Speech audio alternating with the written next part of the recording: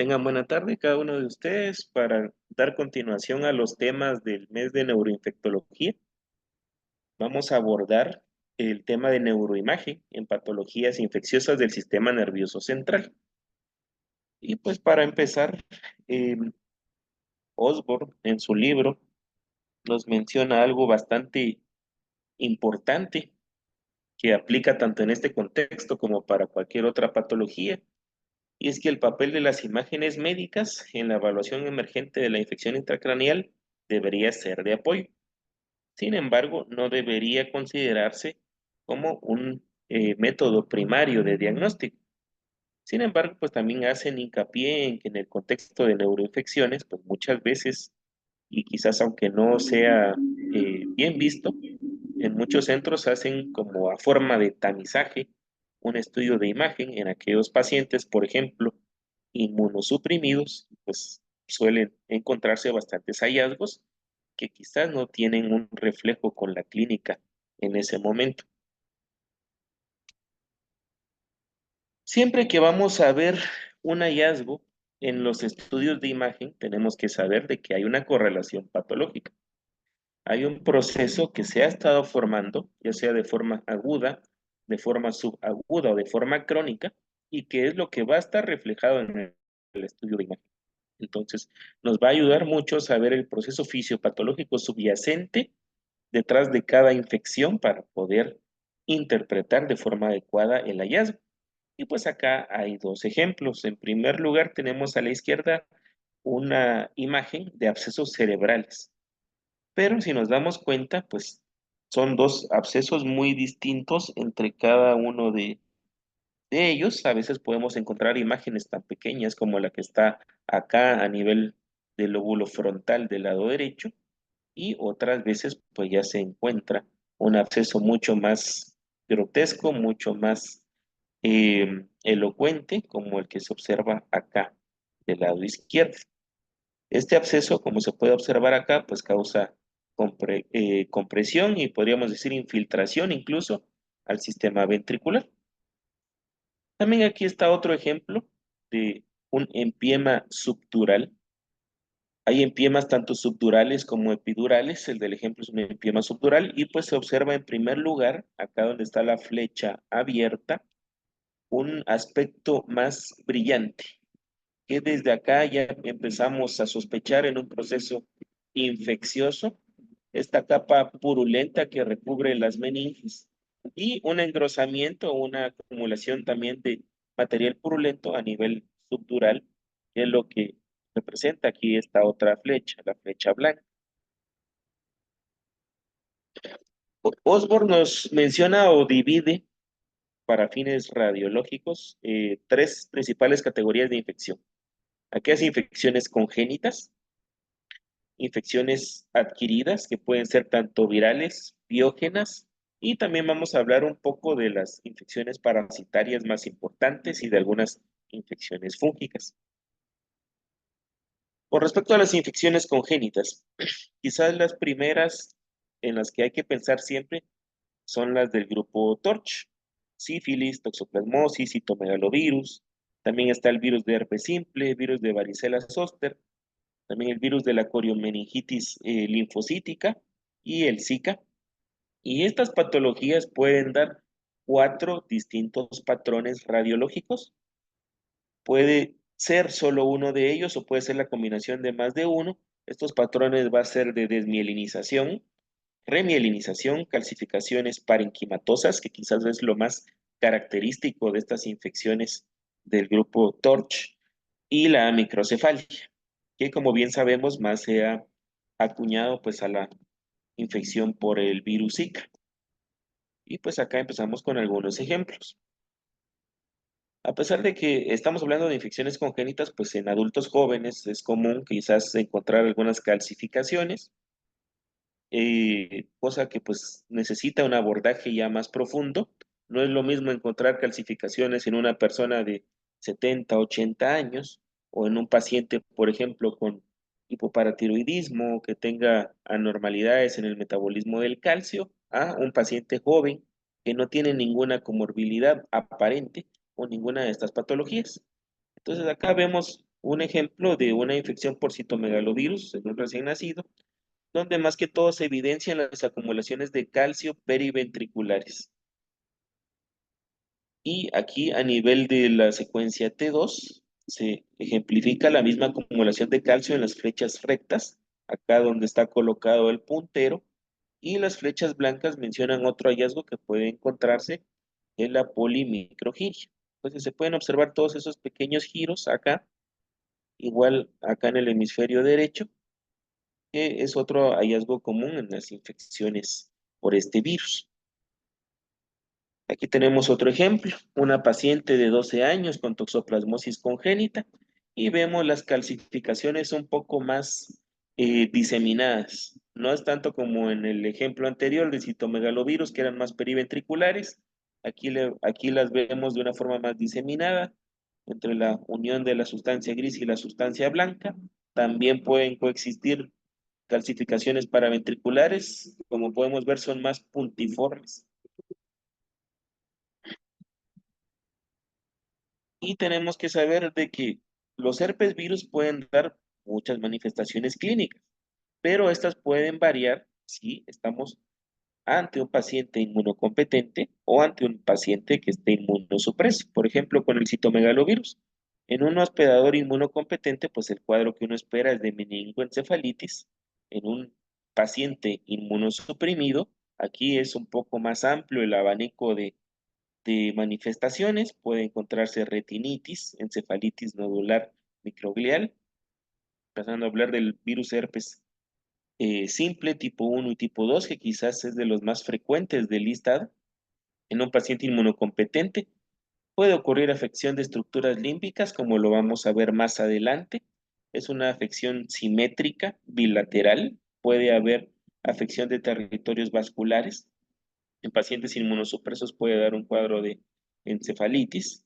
Y en el caso del virus de herpes simple tipo 2, podemos tener un paciente con una meningitis aséptica y aquellos pacientes inmunosupresos pueden desarrollar incluso mielitis. Los pacientes con virus de varicela zoster también, aparte del componente de encefalitis, de cerebelitis que pueden tener, tienen mucha afección vascular, pueden tener muchos infartos secundarios al mismo proceso infeccioso en pacientes inmunocompetentes, y en pacientes inmunosupresos puede desarrollarse una leucoencefalopatía multifocal, muy similar al producido por el virus JC. Aquí tenemos otro ejemplo del impacto de las infecciones en el contexto de lo congénito. Vemos acá una marcada microcefalia secundario al virus Zika y las calcificaciones que suelen estar siempre presentes en este tipo de enfermedades. Pasando a hablar ya de infecciones adquiridas, específicamente las infecciones biógenas, vamos a hablar de meningitis. La meningitis o los hallazgos que vamos a encontrar, esto se va a ahondar más adelante, por supuesto, en el tema correspondiente a la patología como tal, pero están aquellos hallazgos patológicos macroscópicos que son los que se van a ver reflejados al final de forma más elocuente en los estudios de imagen y la patología microscópica. Con respecto al componente macroscópico, suele encontrarse un exudado purulento en el espacio subaracnoideo. Esto suele recubrir la pía madre. Los vasos que están circundantes pueden presentar también cambios inflamatorios y necrosis. Y con respecto a la patología microscópica, pues tenemos que saber que este exudado meningio que va a recubrir las meninges como tal, va a tener organismos, células inflamatorias, fibrina y restos o debris celulares, y el parénquima cerebral puede encontrarse edematoso con proliferación de la microglia y de los astrocitos subpiales. Acá un ejemplo de lo que estábamos mencionando, vemos esta capa o este exudado purulento que recubre aquí el vermis cerebeloso. También puede haber afección a nivel de las cisternas de la base, a nivel de tallo cerebral, y todo este aspecto brillante a nivel macroscópico que suele dar la meningitis tiene su contraparte radiológica. Y aquí vemos el caso de un paciente masculino de 25 años de edad con cefalea y fiebre. Muchas veces los hallazgos de la meningitis, sobre todo en tomografía, van a ser muy, muy sutiles. muy inespecíficos, se necesita de una adecuada sospecha clínica, de hacer una evaluación detallada a nivel radiológico, porque los hallazgos pueden ser bastante sutiles. Puede existir un ligero alargamiento a nivel del sistema ventricular, que es lo que nos representan acá las flechas. Puede existir también un borramiento de la cisura de Silvio, que es lo que representa acá las flechas rectas. Y también se menciona que puede haber un cambio en la densidad a nivel de líquido. Entonces aquí, como se observa a nivel de la cisterna supracelular, se ve ligeramente hiperdenso en comparación al líquido de los ventrículos, pero es un hallazgo bastante sutil. Entonces, esta ligera hiperdensidad no es tan marcada, no es una hiperdensidad como la que se suele ver en la hemorragia, por ejemplo, pero si lo comparamos con la densidad de los ventrículos, pues sí hay un cambio. Y todos estos pequeños cambios nos hacen pensar que podemos estar ante un paciente con meningitis. Otro factor importante acá en este otro corte es que los surcos no suelen verse tan prominentes como en un paciente sin patología meningia, pero como les comentaba, pues son hallazgos pues bastante inespecíficos. Aquí vemos una correlación de un exudado difuso que recubre los surcos de la convexidad, que es lo que representa acá las flechas en color negro, y pues su contraparte radiológica que se observa acá ya en una secuencia ya de resonancia, específicamente en una T2 o en un T1 contrastado, que se puede observar acá este marcado realce a nivel de las meninges.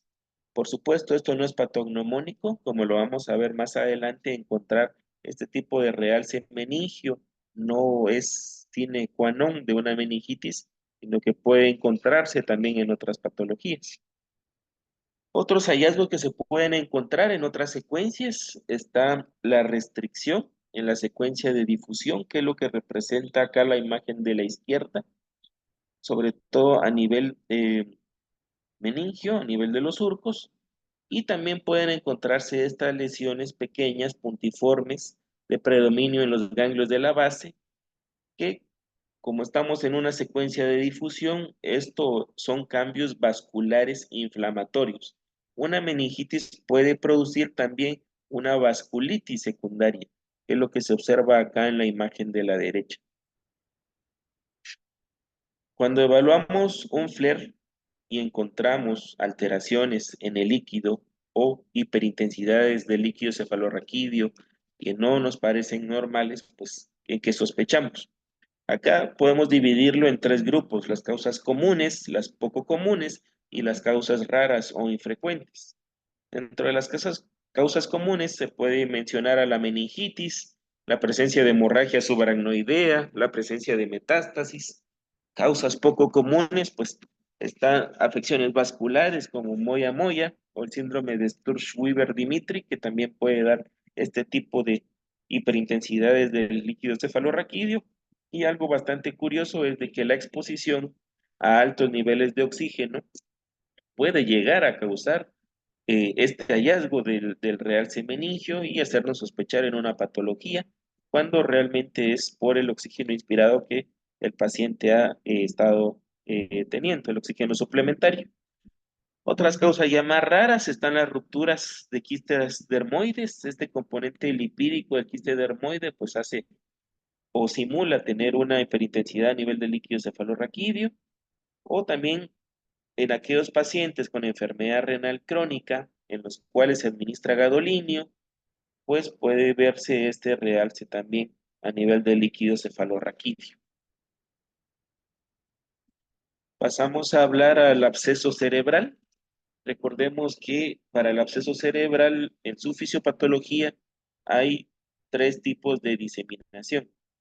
La más común quizás es por contigüidad. Aquel paciente que tiene una sinusitis, que tiene una otitis, que tiene una mastoiditis, por contigüidad puede hacer un absceso a nivel del lóbulo temporal parietal si hablamos de una mastoiditis, o a nivel del lóbulo frontal si hablamos de una sinusitis. Pero también existen aquellos abscesos que son por diseminación hematógena. Cuando encontramos abscesos múltiples, sospechar siempre en esta fuente. Y también está la diseminación intracraneal. Aquí se hace referencia a aquel proceso que empezó como una meningitis y posteriormente se convirtió en un absceso. Cuando hablamos de la fisiopatología del absceso y su componente radiológico, hay cuatro etapas, cuatro fases que hay que tener en cuenta. En primer lugar está la fase de cerebritis temprana, que va entre el día 1 y día 2. El otro nombre que recibe es de encefalitis supurativa focal, y quizás esta es la etapa del absceso en la cual es más difícil diagnosticarlo, porque hay muchas patologías que pueden dar una imagen bastante similar. Aquí en este proceso todavía no ha empezado la cápsula. Algunos de los principales diagnósticos diferenciales es la encefalitis, incluso el stroke también puede confundirse con un área de cerebritis temprana. Luego está la fase de cerebritis tardía entre el día 2 y día 7. Aquí ya empiezan a aparecer vestigios o hallazgos de lo que posteriormente va a ser la cápsula del absceso. Luego está la fase de encapsulación temprana entre el día 5 y el día 14. Y la última fase de encapsulación tardía, en donde ya se observa una pared bastante gruesa del absceso, que es por lo general después de las 2 semanas. Entonces acá vemos algunos hallazgos anatomopatológicos. Acá en la imagen de la izquierda se representan imágenes de cerebritis temprana. Vemos pequeñas hemorragias puntiformes, bastante características de la enfermedad.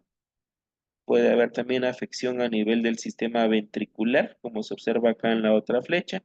Y por el otro lado, pues ya en la fase de cerebritis tardía, ese intermedio entre la cerebritis tardía y la encapsulación temprana, en donde ya se empieza a formar la cápsula.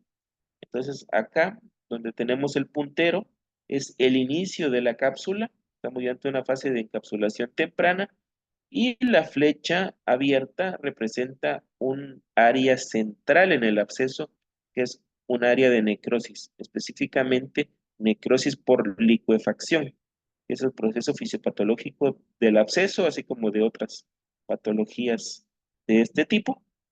Entonces acá se puede observar como esa transición entre la etapa 2 y la etapa 3, cuando ya se empieza a formar la cápsula.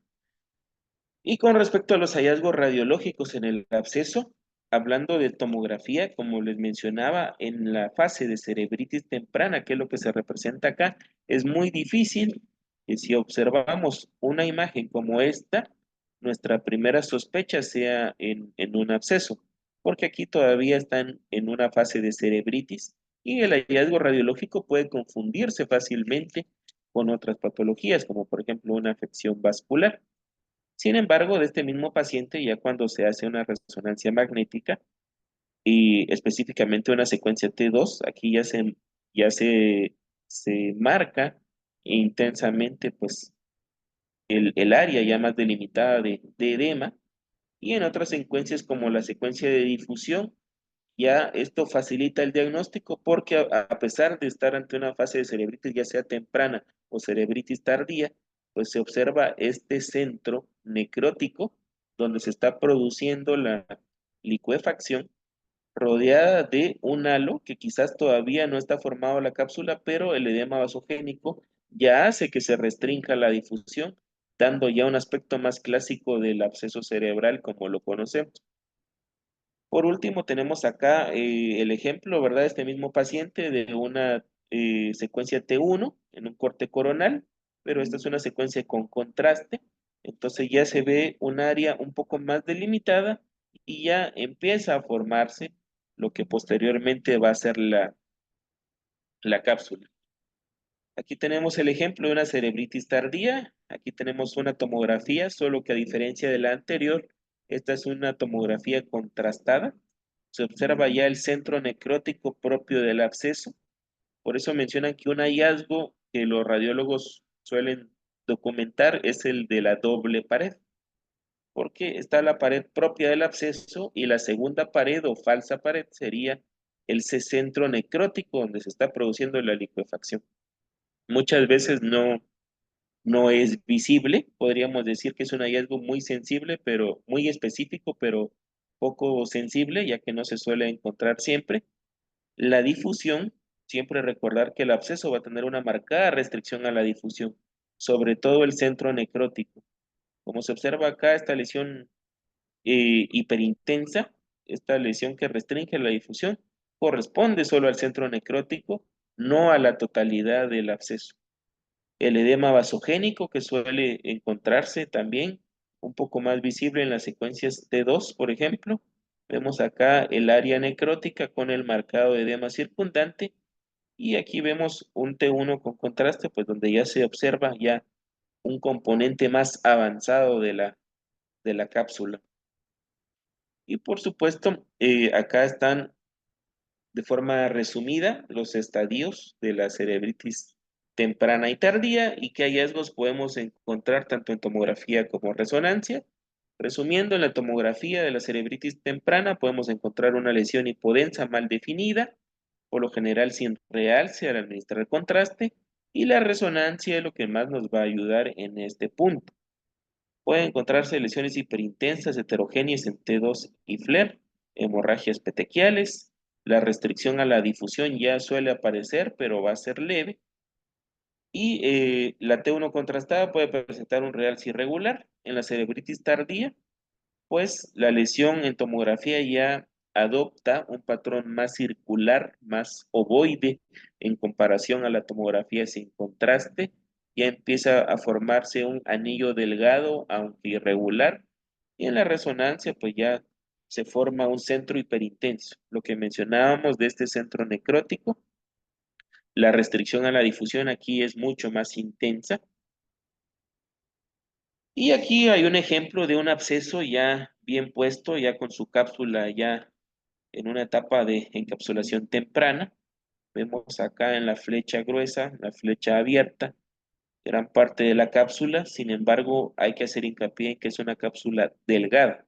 Eso quizás va a ser la principal diferencia entre una encapsulación temprana y una tardía, el grosor de la cápsula, el marcado de edema vasogénico circundante, y aquí se puede ver pues ya una cápsula ya más definida en la tomografía con contraste, un realce en anillo, un área de edema circundante, que es lo que representa acá la flecha recta. Aquí vemos otros ejemplos de cómo se va a ver un absceso ya encapsulado en otras secuencias, como por ejemplo la T2, una lesión acá con doble pared, que es lo que mencionábamos. Si nos damos cuenta, la flecha blanca representa la primera pared o la pared más externa, que es la cápsula como tal, y pegado a esta hay una segunda pared un poco más hipointensa en comparación a la primera cápsula. Este es el hallazgo de la doble cápsula que mencionábamos y el edema circundante a la lesión. Aquí se observa en la fase con contraste, en una secuencia T1, cómo se va a observar el absceso y otras secuencias bastante importantes que nosotros deberíamos siempre pedir cuando estamos ante la sospecha de un absceso o de una cerebritis, es la secuencia de difusión y el coeficiente ADC, que es lo que se representa acá en el panel C. Vemos acá la secuencia de difusión con la marcada restricción localizada, acá en esta lesión a nivel del lóbulo temporal, del lado derecho y cómo se va a ver la contraparte cuando se solicita el coeficiente ADC. Entonces, idealmente siempre pedir estas secuencias ante la sospecha de todo absceso cerebral. Y otra herramienta pues bastante útil que está a nuestra disposición es la espectroscopía. Estas lesiones, cuando son en fase temprana, es muy difícil pues diferenciarlas de una neoplasia, por ejemplo, incluso de una patología vascular. Entonces, ¿qué espero yo encontrar si le hago una espectroscopía a un paciente con un absceso? Pues lo más característico que nos mencionan acá los radiólogos es el pico del lactato.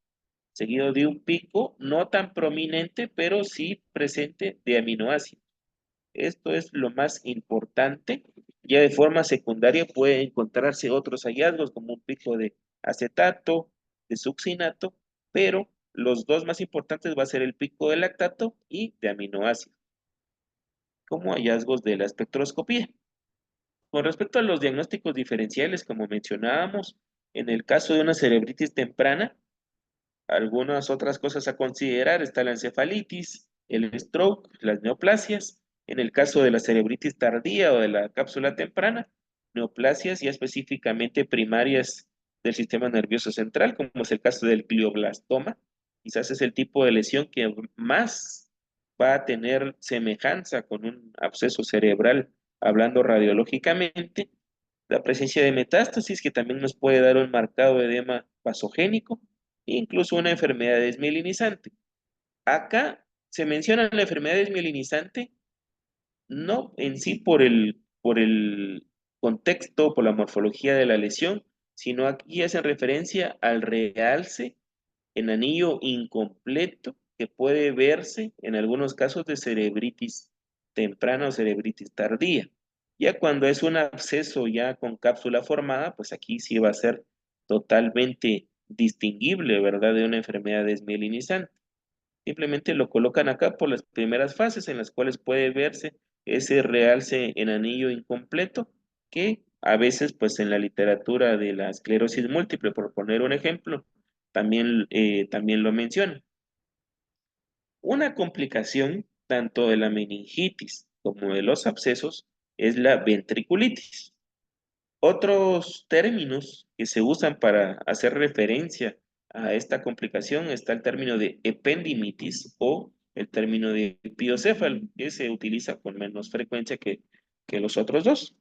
Y pues acá se observa en este corte patológico pues la infiltración piógena al sistema ventricular, la marcada dilatación, las hemorragias petequiales circundantes acá en la pared del ventrículo y pues cómo se va a observar en un estudio de imagen. Entonces acá podemos ver un estudio de imagen contrastado en donde se observa el absceso y la infiltración al sistema ventricular con la ventriculitis secundaria, que sería esta área que se puede ver acá.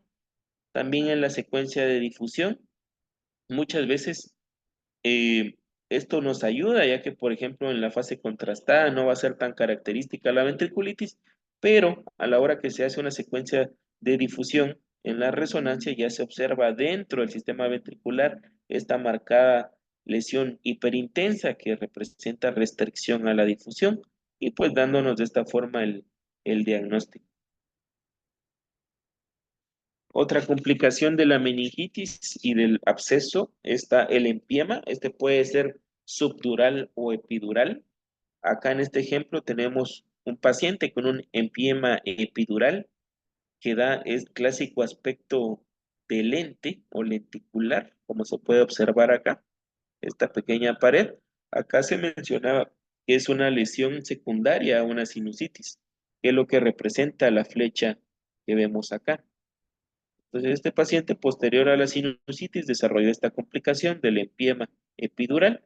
Acá se puede observar ya de forma un poco más delimitada el clásico aspecto lentiforme y la lesión más hipointensa acá.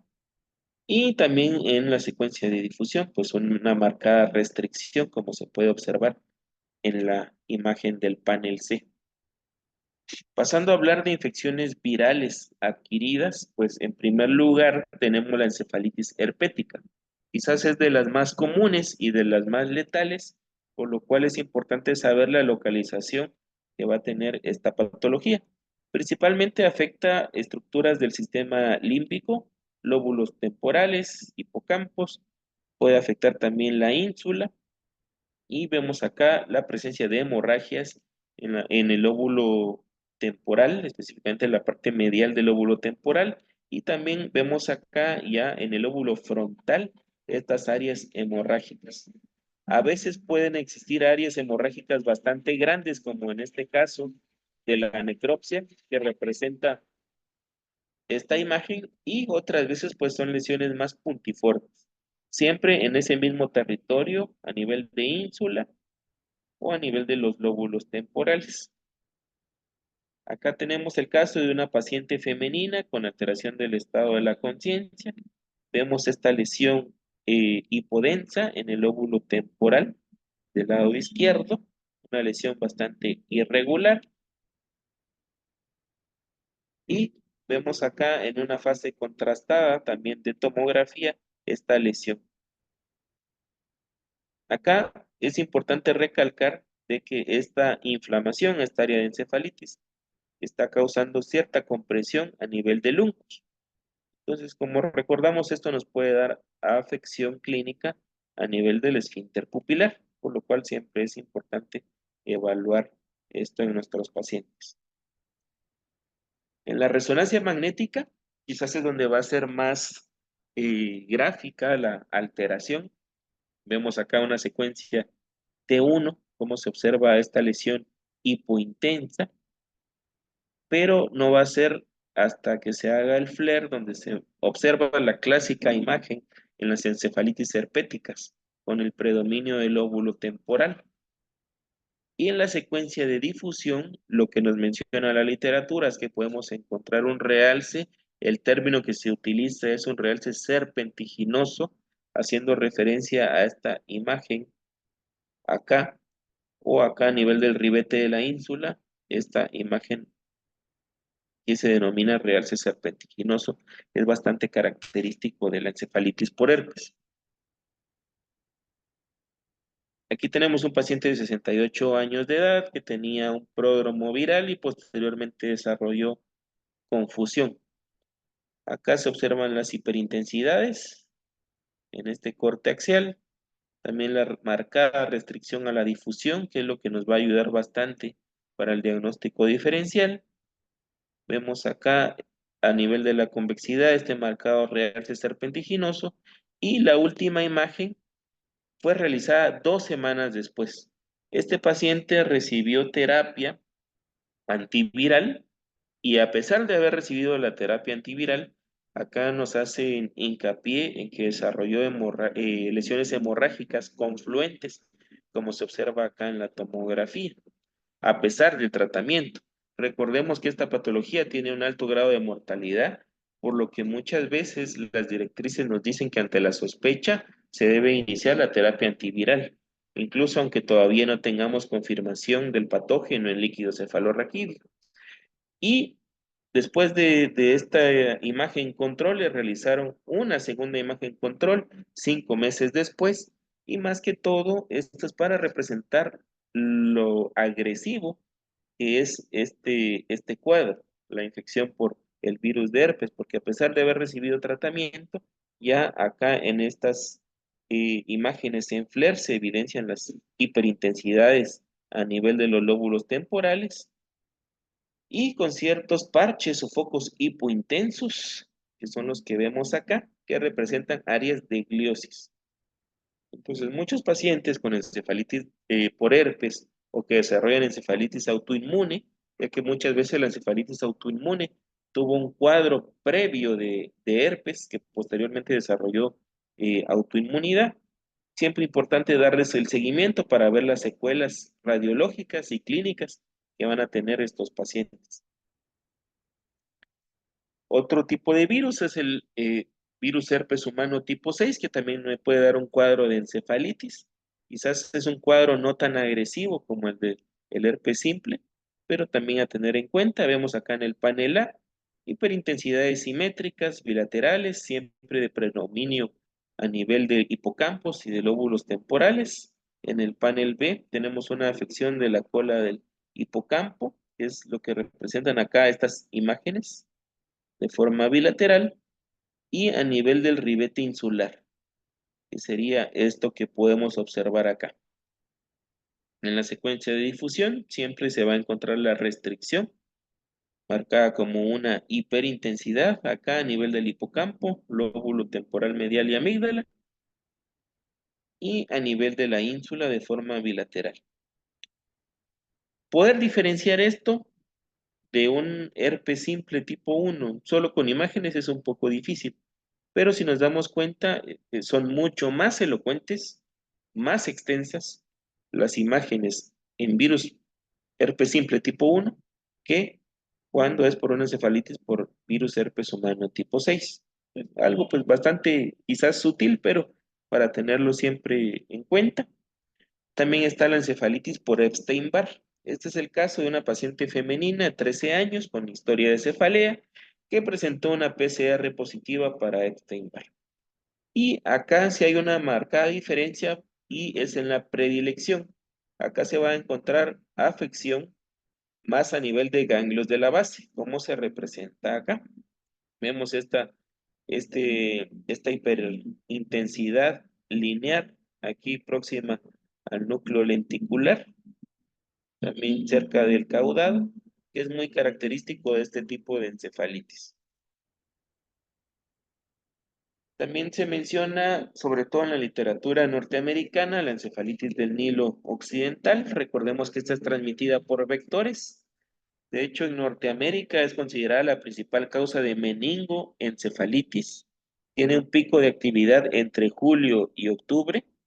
En la mayoría de pacientes inmunocompetentes, el 80% de las infecciones van a ser silentes. Y en resonancia podemos encontrar hiperintensidades a nivel de T2 FLAIR, a nivel de ganglios de la base, a nivel de estructuras del tallo cerebral, como este ejemplo de acá, esta secuencia T2, en un corte axial donde se observa esta lesión hiperintensa a nivel mesencefálico. Vemos acá estas lesiones a nivel de ganglios de la base y la restricción a la difusión, que también es algo que va a estar presente en casi todo este abanico de encefalitis que estamos mencionando. Hasta el momento hemos hablado de las encefalitis agudas, herpes humano tipo 6, Epstein-Barr, etcétera, pero también se hace mención de aquellas encefalitis crónicas, donde el cuadro clínico pues puede pasar más desapercibido, ya que no va a ser quizás al principio tan aparatoso, hasta que la enfermedad ya alcanzó cierto grado de destrucción a nivel cerebral. Y pues los dos ejemplos clásicos está la panencefalitis esclerosante subaguda por el virus del sarampión y la encefalitis de Rasmussen, que es más común en niños, en adolescentes, pero se han mencionado algunos casos pues ya en la población adulta. En primer lugar, ponemos un ejemplo, la panencefalitis esclerosante subaguda, un paciente de 16 años con deterioro progresivo en el rendimiento escolar. Ese era el principal motivo de consulta. Posteriormente desarrolló cambios de conducta y realizan una serología con anticuerpos positivos para sarampión en líquido cefalorraquídeo. Lo que se puede observar tanto acá en la necropsia, en los hallazgos anatómicos, como en el estudio de imagen, es el alargamiento de los ventrículos y hay una marcada pérdida de volumen, que es lo que le da el nombre de esclerosante a esta patología. Entonces se puede observar acá estos ventrículos aumentados de tamaño, la pérdida circundante de volumen bastante marcada, y en el estudio de imagen pues se observan estas hipointensidades simétricas bilaterales a nivel de ambos lóbulos frontales y de ambos lóbulos occipitales. Acá, donde está el puntero, pues se esquematiza que hay un marcado adelgazamiento de la sustancia blanca, lo que hace que esta hasta el ventrículo lateral prácticamente esté en estrecho contacto con la corteza, porque toda esta sustancia blanca que estaba en medio de las dos estructuras se fue perdiendo o pues tuvo el proceso de esclerosis, como se menciona en la fisiopatología de la enfermedad. Y este es un ejemplo de una encefalitis de Rasmussen. Esta es una encefalitis crónica, es localizada. Muchas veces lo que va a dar pie a una encefalitis de Rasmussen es una infección por virus de herpes simple tipo 1.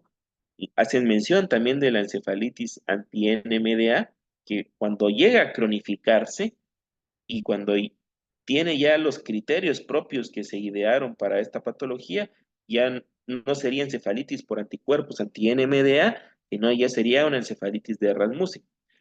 Clínicamente se caracteriza por epilepsia, va a ser una epilepsia farmacoresistente, deterioro cognitivo, pueden encontrarse hallazgos de focalización como hemiparesia, y lo que mencionábamos con respecto al grupo etario, que va a ser más frecuente en niños. Vemos acá esta lesión a nivel del ribete de la ínsula del lado izquierdo. Es una lesión heterogénea con áreas de hiperintensidad e hipointensidad, que es lo que se menciona acá, áreas de gliosis, como se puede observar también acá en el corte coronal, en esta secuencia T2, y la marcada afección de la sustancia blanca, que es bastante característica. Pasando a hablar al siguiente tema, están las infecciones por micobacterias, parásitos y hongos. Como bien sabemos, pues en nuestro contexto la tuberculosis es muy prevalente y quizás dos de los principales tipos de lesión que vamos a encontrar está la meningitis tuberculosa, que puede darme cambios vasculares, y los tuberculomas, que son lesiones ya un poco más localizadas, quizás un poco más fáciles de distinguir por algunos signos radiológicos que se han mencionado ya en clases previas. A nivel de cisternas de la base también es frecuente encontrar un exudado purulento.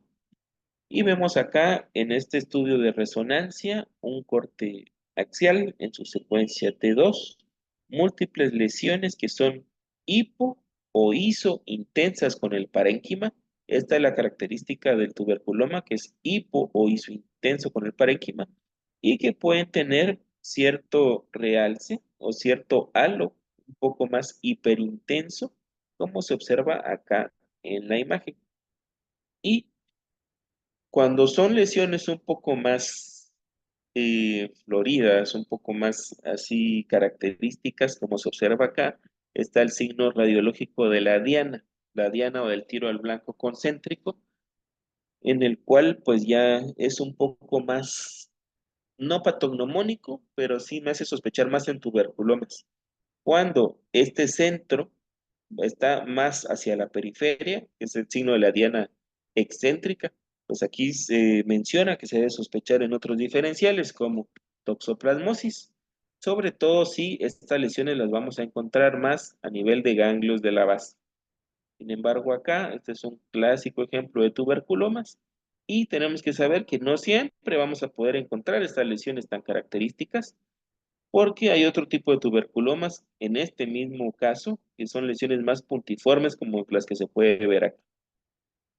Entonces, sobre todo, tener en cuenta el contexto del paciente, si es un paciente inmunocompetente o inmunosupreso, para facilitar un poco más el diagnóstico.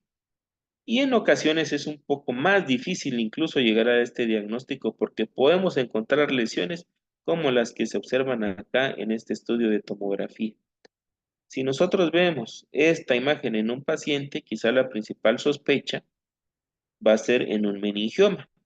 Los meningiomas samomatosos o meningiomas en placas, que no son tan localizados, sino como su nombre lo indica, va a ser más difuso, más aplastado el aspecto del meningioma, pues es casi que indistinguible de esta manifestación de tuberculosis. Pero también tenemos que tenerlo siempre en mente. Vemos acá la contraparte histopatológica de esta lesión, en donde se observa un engrosamiento a nivel de de la dura madre y lesiones hemorrágicas que pueden encontrarse también. La espectroscopía, así como nos puede ayudar en el absceso cerebral, también en el caso del tuberculoma nos puede ayudar para diferenciarlo, sobre todo cuando sospechamos o cuando tenemos duda si es una neoplasia primaria del sistema nervioso central, como lo mencionamos hace poco, que puede a veces la tuberculosis dar imágenes que asemejan un tumor, o si es un absceso piógeno.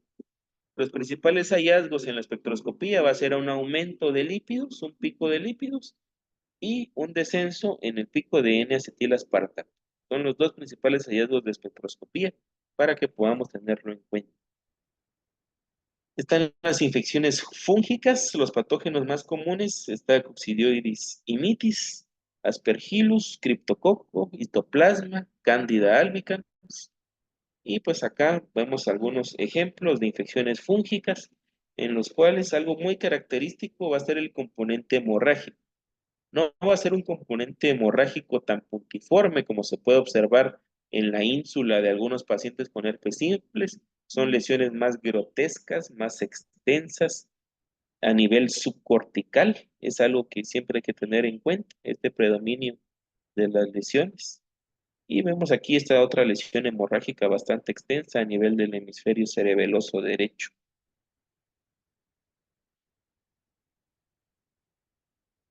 Y un paciente, por ejemplo, con aspergilosis no va a tener solo un hallazgo radiológico característico, sino que puede presentarse de varias formas. Por ejemplo, podemos estar ante un paciente con aspergilosis invasiva, que tenga aspergilomas tanto a nivel pulmonar como a nivel cerebral y que se observen múltiples lesiones a nivel subcortical, como se pueden observar acá.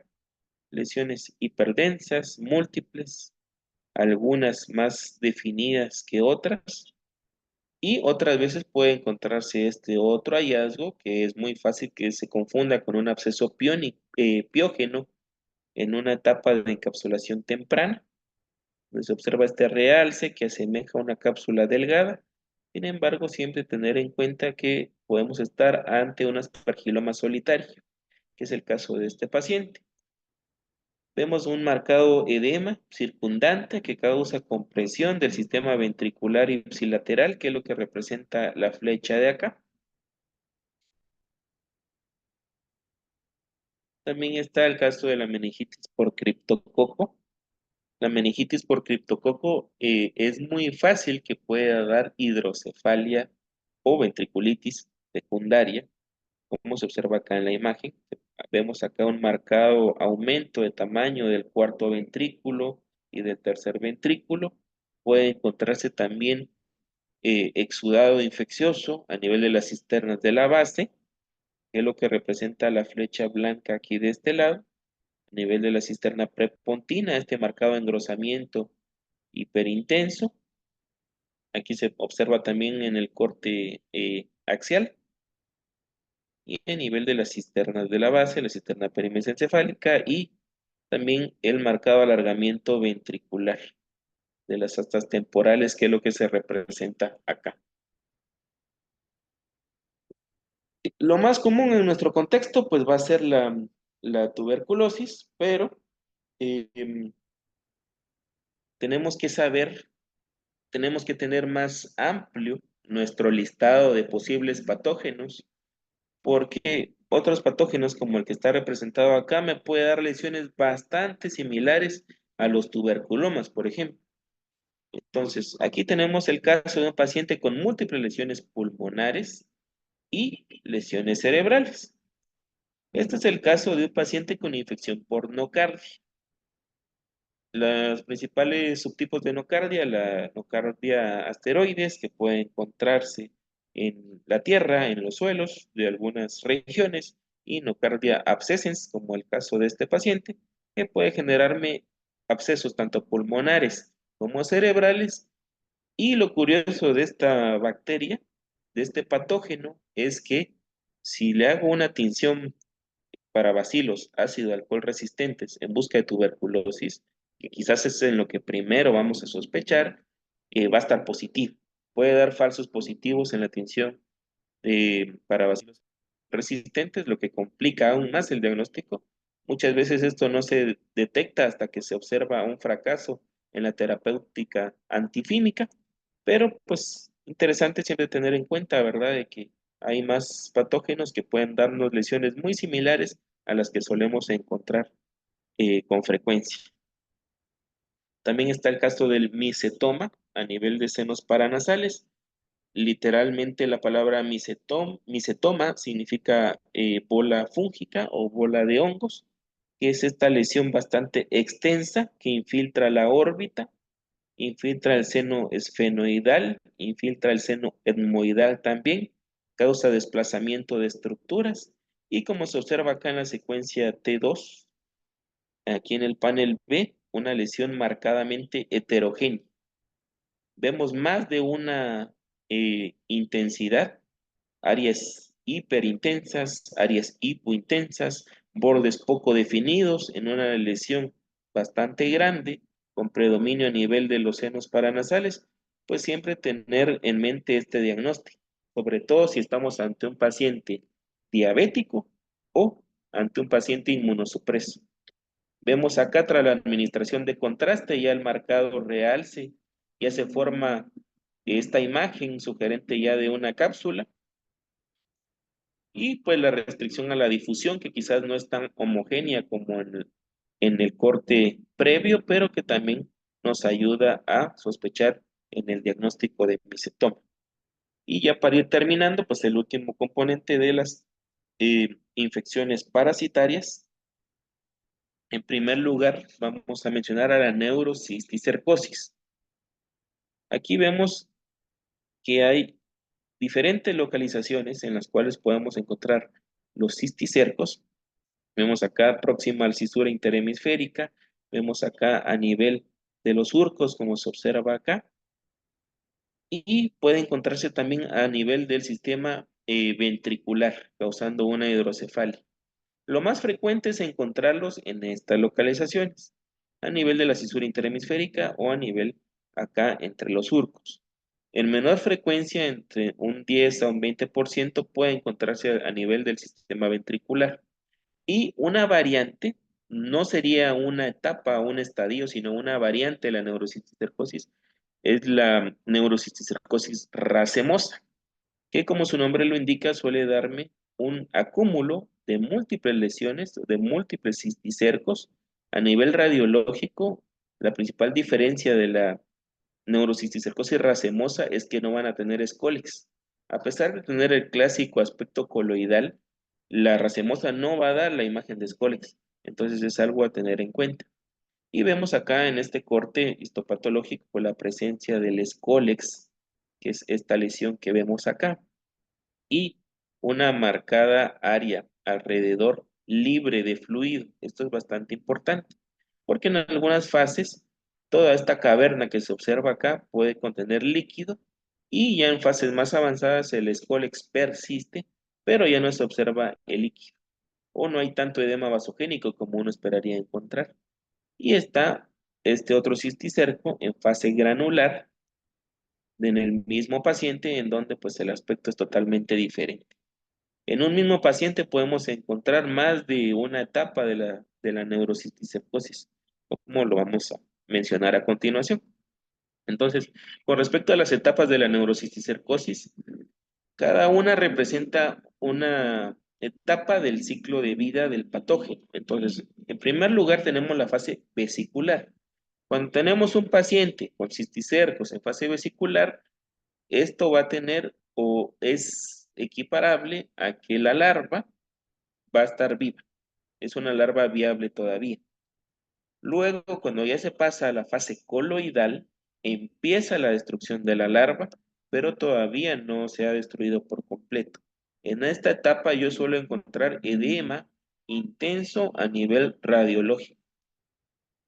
Entonces, por ejemplo, acá tenemos en este corte axial, en esta secuencia T2 de resonancia, una lesión en fase vesicular.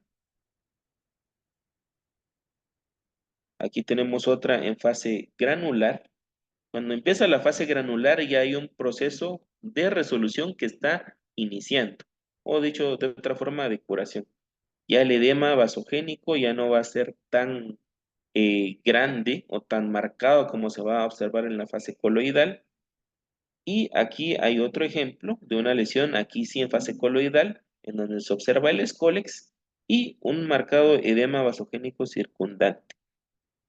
En la fase vesicular sí puede encontrar escólex, esta es la primera etapa, recordemos, pero no va a haber tanto edema. Y por último, pues ya la clásica fase de calcificación que representa ya una resolución del cuadro. Las lesiones van a ser, por lo general, menores a 1 centímetro. Lo más frecuente es encontrarlos a nivel del espacio subaracnoideo, en segundo lugar a nivel del parénquima y en tercer lugar a nivel de los ventrículos, como mencionábamos hace un momento. Vemos acá estas otras lesiones. Vemos aquí ya la presencia del escólex que se ve poco más definido, sin embargo, sin tanto edema. Es una fase vesicular. Aquí ya vemos una fase eh, granular, en la cual es una lesión marcadamente extensa, pero sin edema circundante. Una fase coloidal, en la cual se marca un poco más el edema perilesional. Y también en la secuencia de difusión y en el coeficiente ADC podemos encontrar esta marcada restricción a la difusión, sobre todo en las fases eh, coloidales, y pues el edema, ¿verdad? Que siempre va a causar este hallazgo característico de restricción. Otro patrón que se puede encontrar es el de sal y pimienta en este paciente con neurocisticerco, donde se observan múltiples lesiones a nivel subaracnoideo, a nivel de la cistura interhemisférica, que va a dar este patrón radiológico, se le dicen sal y pimienta por este aspecto que va a tener en la secuencia T2, bastante característico, aunque poco común de encontrar.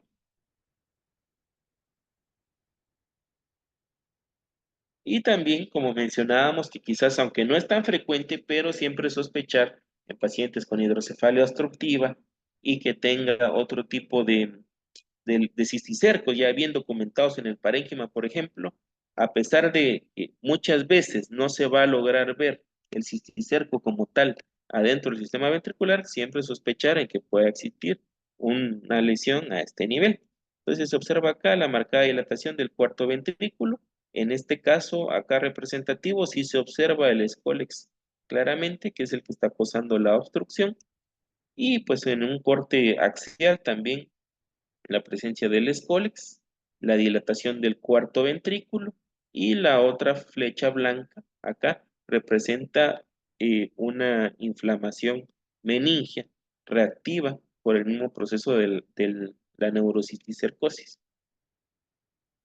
También está la equinococosis en orden de frecuencia después del cisticerco. Esta sería la más frecuente. Esta patología es más común encontrarla en la literatura con otros nombres, como enfermedad hidatiforme o quiste hidatídico. Puede darme dos patrones bastante característicos en el estudio de imagen, que es un patrón en coliflor, que serían estas lesiones que se observan acá. El edema vasogénico circundante aquí no va a ser tan prominente. Pueden existir lesiones un poco más confluentes. Aquí ya se empieza a observar el clásico componente quístico que uno esperaría ver en una hidatidosis. Entonces, lesiones en forma de coliflor, entremezcladas con otras lesiones de aspecto quístico que forman racimos, sospechar siempre en esta patología. Y pues está este hallazgo pues aún más característico, siempre que se encuentre este hallazgo y si esto se acompaña de lesiones quísticas en otros órganos, como por ejemplo a nivel hepático, siempre sospechar en una hidatidosis. Puede ser que el paciente tenga un quiste hidatídico único, como se observa acá en esta imagen. Son quistes de gran tamaño. Vemos acá en la secuencia T2 el marcado componente líquido de la lesión recubierto de una pared. Y muchas veces está el hallazgo que los radiólogos denominan como quistes hijos o quistes secundarios, que es una gran lesión con múltiples lesiones quísticas en su interior, como se observa acá. Y pues ya para terminar, esta otra patología. David, ese quiste, ¿por qué es la etiología? Con respecto al quiste hidatídico, doctora, se menciona que tiene mucha similitud con la neurocisticercosis, ya que, por ejemplo, aguas negras, alimentos contaminados, pero sobre todo a nivel del suelo, a nivel de la tierra, suele encontrarse con bastante frecuencia, entonces por eso es el mecanismo de infección, ¿verdad? Como puede enfermarse el paciente. Buenas tardes, perdón. Perdón la interrupción. ¿Sí, Alejandro? Se salió Alejandro. Y bueno, vamos a continuar ya para terminar esta patología de la cual el doctor Pineda pues ya nos había empezado a hablar el día de ayer, está la esquistosomiasis, Quizás uno de los principales alimentos que lo han asociado a esta infección es el consumo de caracoles o el consumo de moluscos. Como recordemos, esto es algo pues frecuente en determinadas regiones y el aspecto radiológico que me va a dar esta lesión es un patrón de arborización.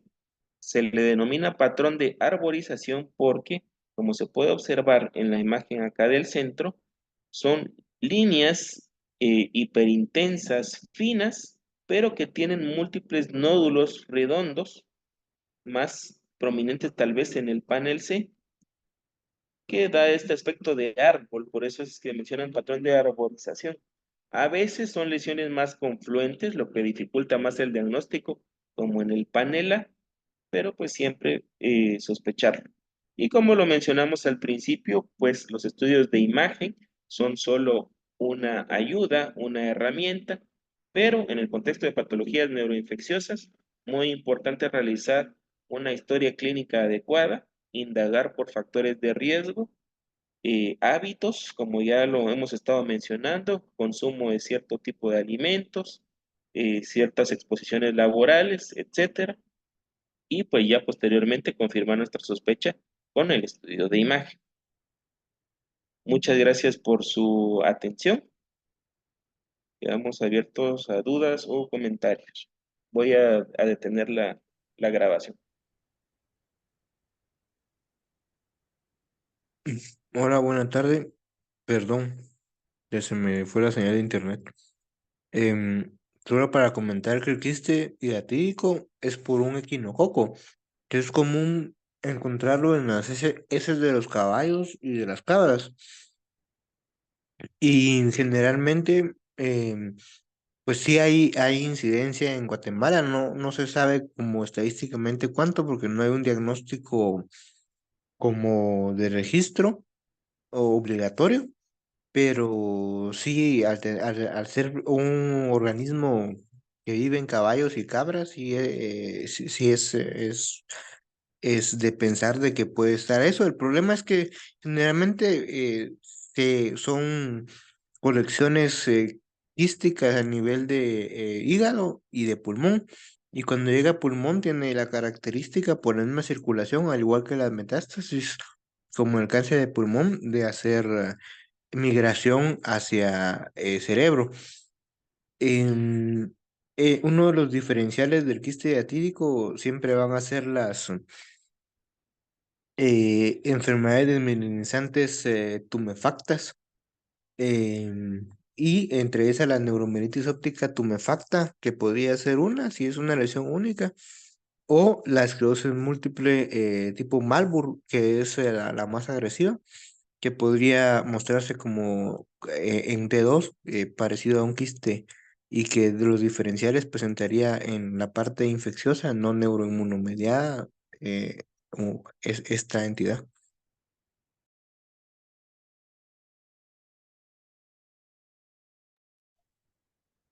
Buenas tardes. Para complementar un poco también sobre el tema del quiste diatídico, pues también se ha reportado la presencia de este en otro hospedador que es mucho más frecuente, que son los perros. La OMS tiene una publicación del ciclo de transmisión